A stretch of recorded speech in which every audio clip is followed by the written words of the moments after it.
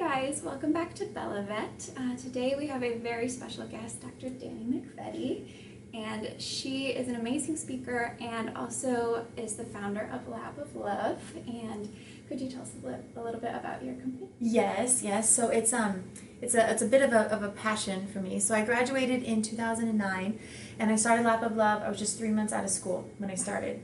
And it was just a little side gig, for a while. I was going to help pay back student loans. I loved what I was doing, so it was just kind of a work of passion. And slowly, it just kind of grew to this large entity. And I partnered with a veterinary school classmate of mine, Dr. Mary Gardner. And she helped design our practice management software. And long story short, we went from just myself in Tampa, Florida, and now we have over 130 doctors that work with us around the country.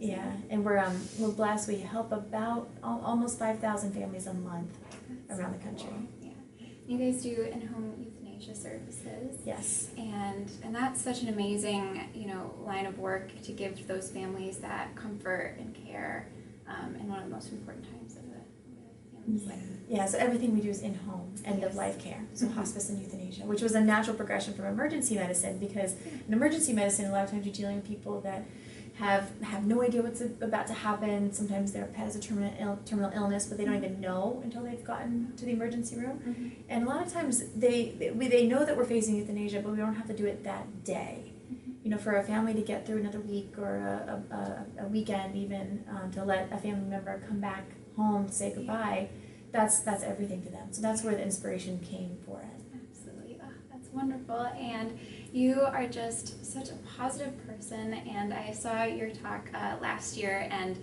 I was having a terrible day that day, and I just came to the talk because I was like, you know what, I'm just going to go. And then I left feeling so much better, and better about just my day, and of course better about, just veterinary medicine and vet school. We can get so stressed out and bogged down, but it's voices like yours that really help keep us going and help us stay positive. So today we are going to talk a bit about staying positive. We're going to talk a little bit about some tips for you pre-vets out there, and wrap it up with some talk about women in veterinary medicine. Yes, very important. Awesome. So let's get started. Okay. So our first topic is staying positive in veterinary medicine and while you're in vet school. And one of the biggest things that I got out of your talk a year ago was, a lot of the statistics that I had heard about veterinary medicine, from mental health statistics to our student loan debt and all of that, it was very negative points. And I think those are really good to stay grounded in reality and know what to expect, but it can also get a little too negative sometimes, and it can be hard. And that was one of the best points that I got from your talk. You shared some positive statistics and a couple tips on staying positive that really helped me, and so I didn't know if you could share any of those with us today. Yeah, oh my gosh. So one of my mentors said to me a while ago that when you do feel positive, when you feel optimistic about something, you have an obligation to share it. And I think that's an important thing, especially in veterinary medicine, where we've had such an amazing run. Our profession is this incredible profession that's gone from kind of being the mechanics of the world, where we fixed the horses or the oxen that pulled our soldiers into battle and pulled the carts into the market. That's where we started. We almost started as mechanics. But over the generations, we've made ourselves this more of a pediatric, and sometimes almost a pediatric oncologist, because we are, taking these pets cradle to grave, and people don't want to lose their pet. Even when a pet is 15, 20 years old, they don't want to lose their pet. But somewhere along the line, and I think it probably happened when the market crashed, around the early 2000s, when we slowly realized how big our debt to income ratio was in the veterinary medicine. And I think it happened just because a lot of professionals started to get a little bit concerned about how much debt they were paying, how little money they were able to make, and then it started trickling up into the higher professions like veterinary medicine. So all at once, it seemed like there was this big negativity. It came crashing down into veterinary medicine. It was around 10 years ago, which, shocker, is when I graduated. So, it was this very interesting time. Yeah, and it's probably one of the reasons why I even was inspired to make Lap of Love in the first place, was because I knew that, at least at that moment, it didn't feel like the landscape was bright for us. Yeah. But I did feel inspired to find my own way through that path, which, again, it's one of those things that comes up from limited resources. You tend to make something out of nothing at that point. But the positivity thing is something that to me is just a way of life. You know, I don't see any other alternative, frankly. Mhm. I think that worrying is a misuse of imagination. Zig Yeah. Ziglar said that. You know, so why would I worry? Yeah, Like, that's so why would I worry to when I'm part of a profession that I wanted to become part of my entire life? Yeah. You know, why would I be mad at a profession that I've given up so much of my life for? Mhm. And I think that happens a lot where particularly female veterinary students will give up marriages, they'll give up relationships, they'll give up a boyfriend, like they will give up a lot of relationships. And I mean, let's just say it's the elephant in the room, right? Like Mhm. they will give up some of the most fertile years of your life to become a veterinarian. Mhm. I know a lot of classmates of mine that can't get pregnant right now, you know, and I mean Yeah. that's a really big deal when you look at people getting out of the profession, having so much debt, not feeling that they can make an income, being burned out from school in general because you've never learned maybe some good coping mechanisms, Yeah. and then looking at everything that you gave up to be a veterinarian, and then becoming mad at the profession for it. Yeah. You know, and I Right. think Yeah, it's makes sense. I just think this is balance that is not it's not the profession's fault. You know, I Mhm. think it's an outlook and an expectation that we can just simply by tweaking a little bit, we can be happy that we're veterinarians. We can make choices. We can encourage, schools, and we can encourage our educators to kind of work with us a little bit. I Yeah. mean, maybe it becomes normal that 25% of the women have babies in school. I did. Yeah. You know, maybe it becomes normal. So there's several moms in my class now. Yeah. I'm so proud of what they do. They're amazing. So. And it's no different. Being a mom is no different than being a veterinary student. Yeah. You work your butt off. I mean, what's really the difference? There's Make it happen. there's no golden ticket in Mhm. this universe that once you have this degree, you're set for life. If there is, it's veterinary medicine. If there is, but you still have to continue to work hard, and you can't just let that go and then be mad at the profession that you work so hard to be part of, Yeah. but you just don't want to work hard anymore. You know what I mean? Mm-hmm. So it's just different. Gotcha. Thank you so much. So another thing that is a challenge for veterinary students is what they call avoiding burnout. And there's so much stress for veterinary students, and our curriculum is so intensive that you can really just get sick of having to study for so many hours every single day, and it can it's a cumulative thing. It really adds up. And then you're sat there one day and just so frustrated about it. And I've learned some things about avoiding burnout for me in the last 2 years, and I think it correlates really strongly with mental health, and especially I'll put this in now, just if you need help, asking for it and going to see a counselor. I saw a counselor. It shouldn't be something that's stigmatized, and at least in our school, it's very, if you hear of someone struggling, everyone's like, go see him, he's great, and it's very supportive. But And I did too in school. yeah. So we had a counselor as well. So yeah, it's not something anyone should be afraid of. And sometimes it's just overwhelmed, and you just need someone to bounce it off, and they just tell you you're not an idiot. Exactly. You're not alone, Or for me, it was like the feelings you're having are normal, Yeah. and moving away, it's a big deal, and it'll get better. And so that was huge for me. So if you're feeling like that, absolutely go ask for help. But there are other things that you can do just on a day-to-day level that can just help with that. And for me, it's taking time for my mental health and taking time for really important life events. And sometimes, school takes top priority so many days out of my year, and that there are a couple days that I just have to grab back for myself. And one of those in the last 2 years was actually last year was my best friend's wedding. And it was 3 days before our biggest test in pharmacology. It was our first test, and we had heard rumors that people don't do well on this, and it was really, really a difficult test. And once we got the lectures for it, I was like, yeah, this is really difficult material. I understand it was very analytical, and I'm a conceptual person, and math was not always my strong suit, and so I was really nervous for it. And I left on a Friday, and I got back on a Saturday, and our exam was on a Wednesday. And so in vet school, that's not a lot of study time. And I had 2 5-hour layovers, one before the wedding and one after, and I just sat at Chili's in the airport and studied my butt off. And then I closed my books, closed my laptop, and said, I'm not touching this for the entirety of the wedding. And I enjoyed myself, and I had a great time. And it was just, I felt all the emotions of my friend getting married, and all of us girls, kind of sending her off to do that.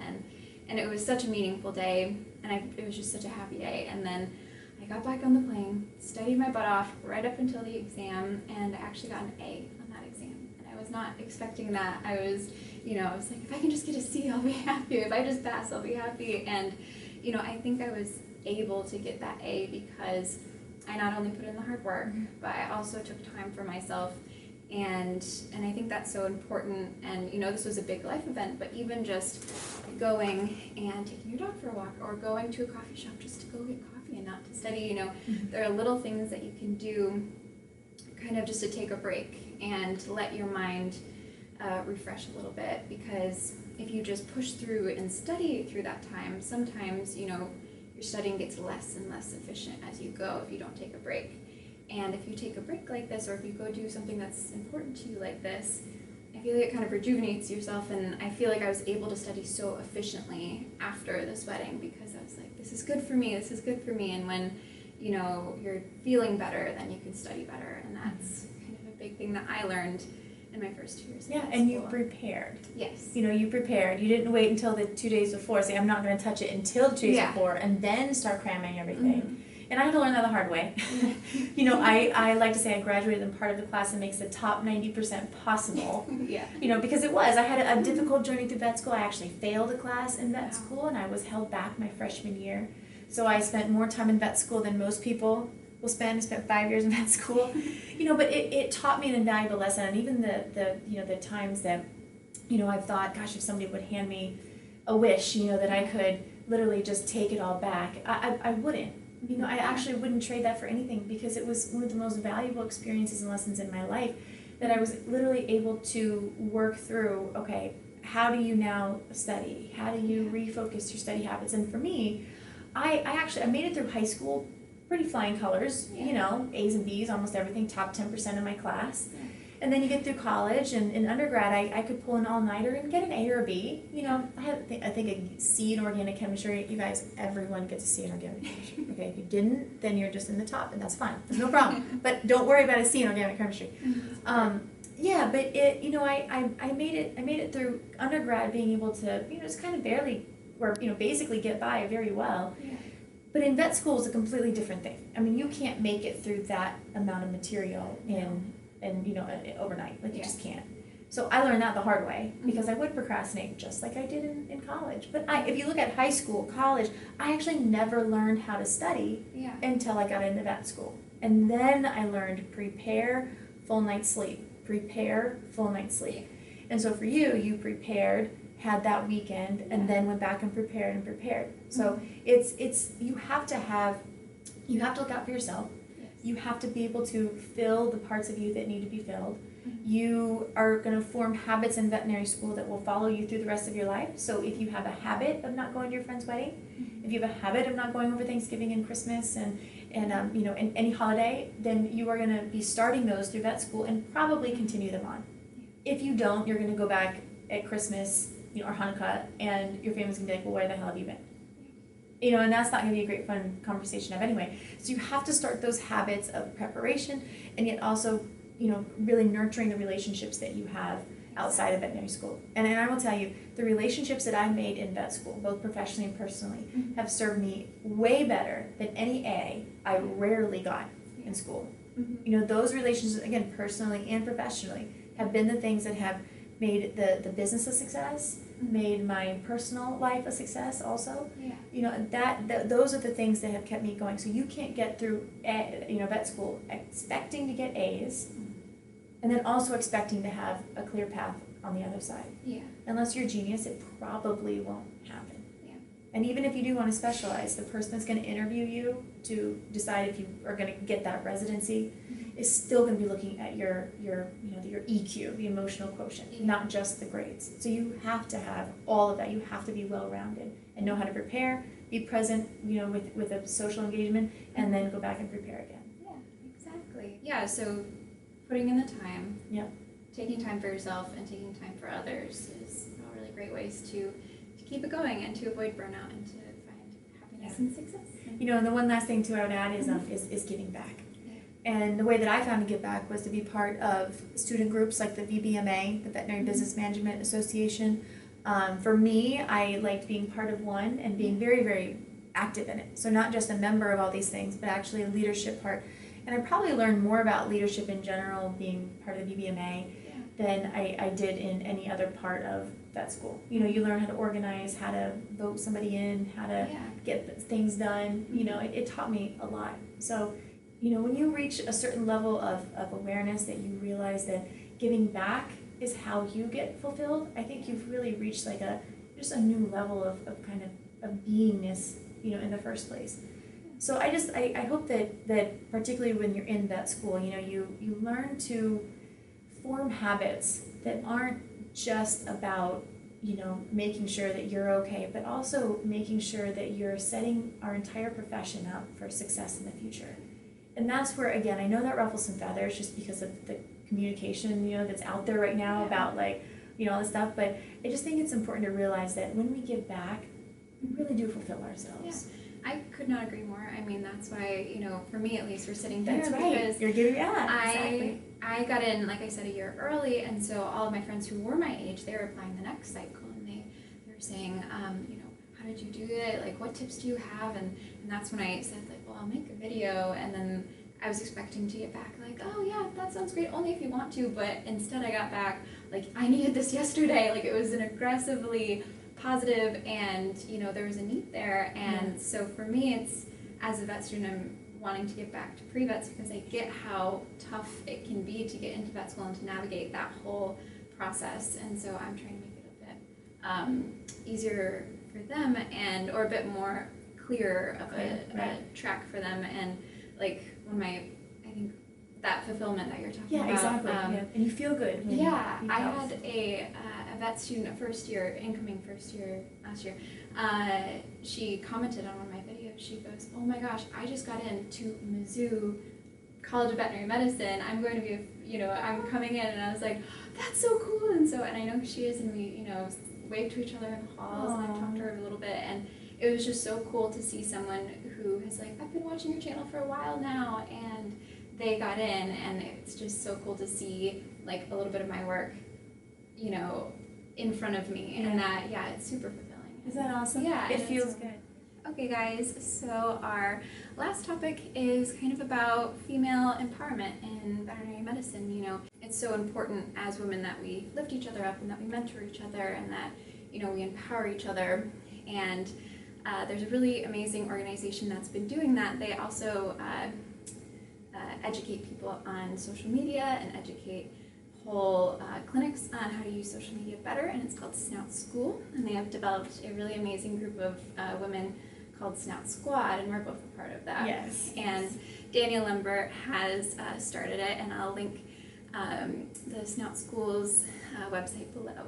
And and that's just been a really amazing thing to be a part of, because I've also experienced amazing female mentorship.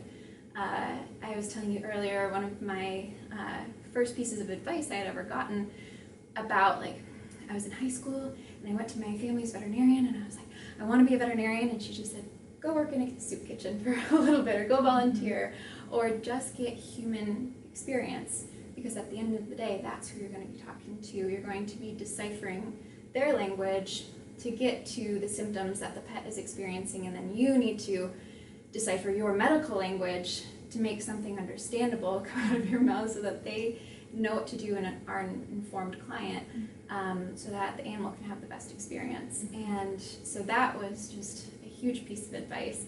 So I wasn't sure if you had any piece of advice for our viewers. Yeah. And I would actually add to that story that not only do you have to explain something to them, but they also have to trust you. So you have to say it in a way that they trust you, because if a client doesn't trust you, they're not going to hand over their credit card to you.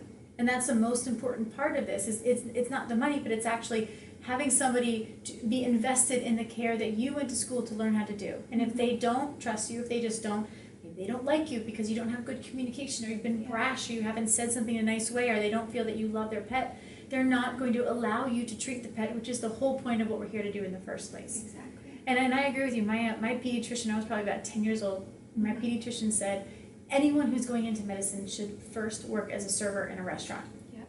And I did, for a while, and I was terrible at first, but then you learn how to read people. You learn how to read, I'm done with my food, I'm not done with my food. go away, or these little tiny things Yeah. that we just naturally do as humans, and learning how to serve people and be kind to them no matter what. Yeah. And it is important, even to your female thing. I'm kind of big on let's not draw so much attention to females and a female this and that. I think that when we stop drawing attention to it, then the problem's going to go away. Mm-hmm. But the reason why I think it is important to at least have on the table is that, I think everybody can identify with being in an organization or being in a group of people. And I think that the purpose of something like Snout Squad, with Daniel Lambert and with Jessica Vogelsang, Yeah. they are encouraging everybody to be kind and nice and be supportive and become a community, not to the exclusion of everybody, but rather of the inclusion of everyone. Yeah, and like I talked a little bit about when I started, or when I was an undergrad, it was so much competition to get those seats in vet school. And then as soon as we got here, all of our professors were like, you guys need to start working together because that's the only way we're going to get through this. Mm-hmm. And so we had to totally switch our mindset from competition to collaboration and lifting each other up and supporting each other. And that's a very stark transition to make, and having the support of Snout Squad. Also with social media, there's not really a feeling of competition, even if someone is doing, there are other vet students doing social media that are crushing it. Right. And I'm just proud of them, and we shout each other out because at the end of the day, you don't follow one person, you follow 300 people, or I do. Right. And so even though we're vying for the same audience with social media stuff, that audience can follow everyone, there's elbow room for everybody. And I feel like that's also something that they're kind of, it's more lift each other up, not you owe me this, or I have to be better than you at this, or there's not that competition there. It's more just let's both be amazing, let's both help each other out, because then that's how we're going to grow. And that's how the profession grows, by giving back to each other. Exactly. And you're right, it's not just one person over the other, it's everybody working towards the same thing. Yeah. Imagine if our profession was all rowing in the same direction, instead of someone going this way, someone going that. But imagine if everybody was just going towards the same place. We would be even more powerful than we already are. Absolutely. Oh. Well, thank you so much for being here today. Welcome. And I feel like I could talk to you about so many things, so you are always welcome back to chat with me on my channel. And all of Dr. Dani's stuff will be in the description bar with Lap of Love and all your socials, so that they can find you and get obsessed with you just like I did. And so thank you so much for being here. And guys, if you love this video, give it a like, and if you loved our talk, give it a subscribe, and I'll see you in the next video.